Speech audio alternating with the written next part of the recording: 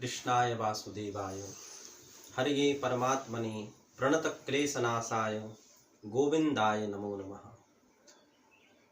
सभी भगवत भक्तों को मेरा सादर जय श्री कृष्ण, जय श्री राधे। हमारे धर्म शास्त्रों में व्रत की बड़ी महिमा बताई गई।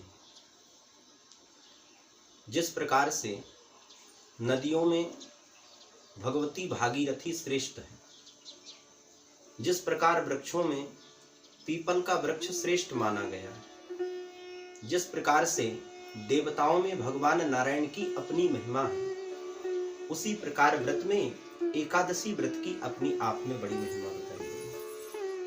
इसलिए प्रत्येक जीव को महीने में जो 2 एकादशियां आती हैं, कृष्ण पक्ष में और शुक्ल पक्ष में, इस एकादशी का व्रत अवश्य करना चाहिए।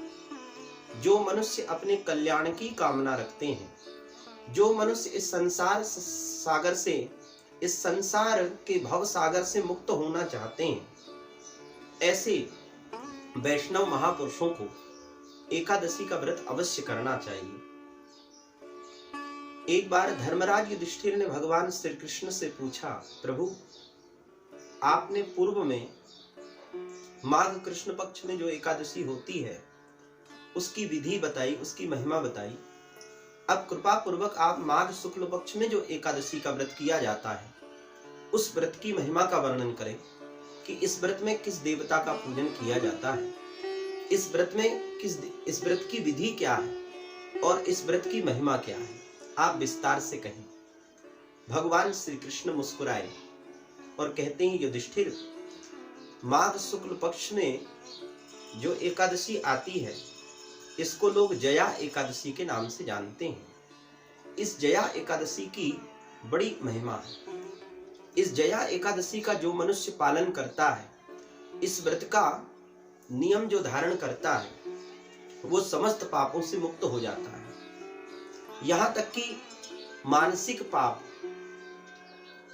मन से किया गया पाप, वाणी से किया गया पाप, कर्म से किया गया पाप, तीनों पापों को समाप्त करने वाली यह एकादशी, ब्रह्म हत्या जैसे जघन्य पाप को भी यह एकादशी नष्ट कर देती है। यहाँ तक कि जीव पाप कर्म के प्रभाव से अधम योनि में भी चला जाए, पिशाच आदि योनि, प्रेत आदि योनि में जीव चले जाते हैं, अनायास वह भी यदि इस व्रत का पालन करने तो प्रेत योनि को भी समाप्त करने वाली यह उत्तम तिथि है। इसलिए मनुष्य को एकादशी का व्रत अवश्य करना चाहिए। इसी व्रत की महिमा में एक बड़ी सुंदर कथा आती है। एक समय स्वर्ग के राजा, देवताओं के राजा देवराज इंद्र स्वर्ग में बैठे हुए थे। उसी समय अनेक नृत्यांगनाएं, अनेक अप्सराएं और 50 करोड़ गंधर्व वहां पर नृत्य कर रहे थे, गान कर रहे थे। पारिजात से सुशोभित वह दिव्य वन, दिव्य नंदन वन, जो पारिजात वृक्षों से सुशोभित हो रहा था, और देवराज इंद्र वहां पर विराजमान थे।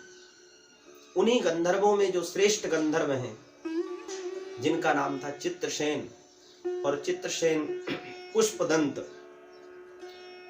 पुष्पदंत के पुत्र आदि सब गंधर्व वहां पर नृत्य कर रहे थे, गान कर रहे थे, और अपने गान के द्वारा, अपने नृत्य के द्वारा देवराज इंद्र को प्रसन्न कर रहे थे। उसी समय चित्रसेन नाम के जो गंधर्व हैं, इनकी एक पत्नी है जिनका नाम है मालिनी। चित्रसेन की एक पुत्री हुई जिसका नाम था पुष्पवंती। यह देखने में बड़ी सुंदर थी। और पुष्पदंत नाम के जो गंधर्व थे, इनका एक पुत्र था जिसका नाम था माल्यवान। जब अनेक अप्सराएं नृत्य गान आदि हो रहा था, तो माल्यवान उस पुष्पवती के रूप सुधा को देख करके उस पर आकर्षित हो गया। अनेक अप्सराएं गान कर रही हैं, नृत्य कर रही हैं, उनके अनुनय भावों को देख करके, उनकी भ्रकुटियों को देख करके, उनके सुंदर रूप सौंदर्य को देख करके इसके मन में भ्रांति आ गई। इसका विचार जो है बदल गया। इसके विचार में काम भाव उत्पन्न हो गया और काम भाव आते ही चित्त में भ्रांति हो गई। हमारा चित्त कब भ्रमित हो जाता है? जब हम काम के वशीभूत हो जाते हैं, क्रोध के वशीभूत हो जाते हैं, लोभ के वशीभूत हो जाते हैं, तब चित्त में भ्रांति आ जाती है।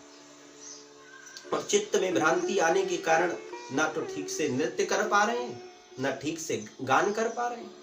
कभी ताल भंग हो जाता, कभी लय भंग हो जाता, कभी नृत्य करते करते गीत भी बंद हो जाता। तो ये सब देख करके देवराज इंद्र ने विचार किया और इस प्रकार सोचने लगे कि प्रमाद में आकर के यह जो है, देवराज इंद्र को लगा कि प्रमाद बस यह है, हमारा अपमान करने के लिए यहाँ पर नृत्य कर रहे हैं। कभी रुक जाते हैं, कभी गान बंद हो जाता है, कभी नृत्य बंद हो जाता है। तो देवराज इंद्र को अपने आप में लगा, अपना अपमान समझ करके देवराज इंद्र रुष्ट हो गए, नाराज हो गए। जैसे देवराज इंद्र नाराज हुए तो देवराज इंद्र कहने लगे, ए गंधर्वों, तुम्हें बिल्कुल भी लज्जा नहीं है, तुम्हें बिल्कुल भी शर्म नहीं है? इंद्र की सभा में उपस्थित होकर के तुम हमारा अपमान कर रहे हो, हमारी आज्ञा की अवहेलना कर रहे हो, हमारी आज्ञा की तुमने अवज्ञा की है। इसलिए जाओ, मैं तुम दोनों को शापित करता हूं कि तुम दोनों पति पत्नी के रूप में पिशाच जैसी योनि को प्राप्त हो जाओ। उसी समय यह माल्यवान और वो उस पुष्पवंती नाम की अप्सरा के मन में बड़ा दुख हुआ, बड़ा क्षोभ हुआ कि देखो, हमारे कर्म के द्वारा हमारे कारण कितना बड़ा अपराध हो गया, जिसके कारण हमें पिशाचत्व की योनि प्राप्त हो गई और दोनों पिशाच बनकर के पति पत्नी के रूप में हिमालय के उस पर्वत पर चले गए। अनेक वर्षों तक पिशाच योनि को प्राप्त करके कभी कंदराओं में भ्रमण करते, कभी इधर घूमते, कभी उधर घूमते, कभी भूख से संतप्त होकर के दुख को प्राप्त करते, कभी प्यास से संतप्त होकर के दुख को प्राप्त करते। जिस प्रकार का पीपल का वृक्ष पत्ता होता है, जब हवा का झोंका आता है तो कैसे एकदम से फड़फड़ाने लगता है, हिलने लगता है, इस प्रकार से इनका जो शरीर था वह एकदम कृशकाय हो गया था, एकदम सूख रहा था। एक दिन पिशाच ने अपनी पत्नी पिशाचिनी से कहा कि देखो, किस पाप के कारण हमें यह अधम योनि प्राप्त हुई है, जिसके कारण ना तो हम कुछ खा पाते हैं, ना कुछ हम पी पाते हैं, ना कोई प्रिय वस्तु हमें प्राप्त हो पाती है। इस प्रकार यत्र तत्र हम इधर उधर भटकते रहते हैं। हमें इस पाप का प्रायश्चित अवश्य करना चाहिए, पर इस पाप का प्रायश्चित कैसे होगा? ऐसे दोनों आपस में बैठ करके विचार कर रहे थे। उसी समय देव योग से भगवान श्री कृष्ण कहते हैं, युधिष्ठिर, देव योग से माघ मास की पवित्र माघ मास शुक्ल पक्ष में जो एकादशी होती है, यह जया एकादशी आई और यह उत्तम तिथि को दोनों पिशाच और पिशाचिनी ने अनायास ही इस व्रत का पालन किया। निराहार रह करके, जल और अन्न का परित्याग करके, यहाँ तक कि उन्होंने रात्रि में शयन भी नहीं किया, रात्रि में जागरण करते हुए पूरी रात्रि व्यतीत की। अनायास उनके कर्म के द्वारा, उनकी क्रिया के द्वारा अनायास इस व्रत का पालन हो गया, जिस व्रत के प्रभाव से भगवान वासुदेव कृष्ण प्रसन्न हो गए और उन दोनों को पिशाच योनि से मुक्ति प्राप्त हो गई। पुनः उन्हें अपने दिव्य रूप को प्राप्त हो गए। जैसे पहले दिव्य रूप था, पहले कानों में कुंडल शोभायमान थे, गले में सुंदर हार विभूषित हो रहा था। सुंदर दिव्य स्वरूप को देख करके दोनों बड़े प्रसन्न हो गए और प्रसन्न होकर के सीधे देवराज इंद्र की उस दिव्य सभा स्वर्गलोक में जाकर के पहुंचे। देवराज इंद्र ने जब दोनों उन गंधर्वों को देखा, माल्यवान और पुष्पवंती को देख करके देवराज इंद्र को महान आश्चर्य हुआ। देवराज इंद्र ने पूछा कि तुम तो पिशाच योनि को प्राप्त हो गए थे ना, मेरे श्राप के कारण? ऐसा तुमने कौन सा पुण्य कार्य किया, ऐसा तुमने कौन सा कर्म किया जिस कर्म के प्रभाव से, जिस उत्तम व्रत के प्रभाव से तुम्हें पिशाचत्व की योनि से मुक्ति मिल गई? तब दोनों ने हाथ जोड़ करके देवराज इंद्र को प्रणाम किया और दोनों ने विस्तार पूर्वक बताया, महाराज क्षमा करें, हमारे से अनायास अपराध हो गया था।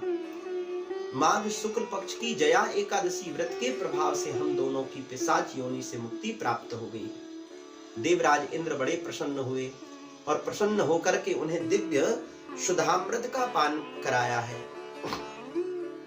दोनों ने दिव्य अमृत का पान किया है। बड़ी प्रसन्नता पूर्वक वहां पर स्वर्ग में आनंद का उपभोग करने लगे। इस प्रकार से भगवान श्री कृष्ण कहते हैं, युधिष्ठिर, माघ शुक्ल पक्ष में जो जया एकादशी है, इस व्रत की अनंत महिमा है। जो भी इस जया एकादशी का व्रत का पालन करता है, मन क्रम वचन के द्वारा निष्ठा पूर्वक, विश्वास पूर्वक, श्रद्धा पूर्वक इस व्रत का पालन करता है अथवा इस व्रत को करता है, उसके जन्म जन्मांतर के पाप ताप तत्क्षण नष्ट हो जाते हैं। यहाँ तक कि ब्रह्म हत्यारा भी यदि वो हो तो वह ब्रह्म हत्या जैसे पाप से भी उसको मुक्ति प्राप्त हो जाती है। इसलिए प्रत्येक मनुष्य को एकादशी का व्रत अवश्य करना चाहिए। एकादशी का व्रत में विशेष करके अन्न का परित्याग करना चाहिए। एकादशी में भगवान नारायण का पूजन करें, तुलसी के द्वारा भगवान नारायण का अभिषेक करें, पूजन करें और पुनः जब दूसरे दिन द्वादशी पड़े, जैसे इस बार माघ शुक्ल पक्ष में जो जया एकादशी है मंगलवार को पड़ रही है 20 तारीख को, तो मंगलवार को आप सभी लोग व्रत का पालन करें और दूसरे दिन जब बुधवार है 21 तारीख को उस व्रत का आप पारायण करें प्रातः काल।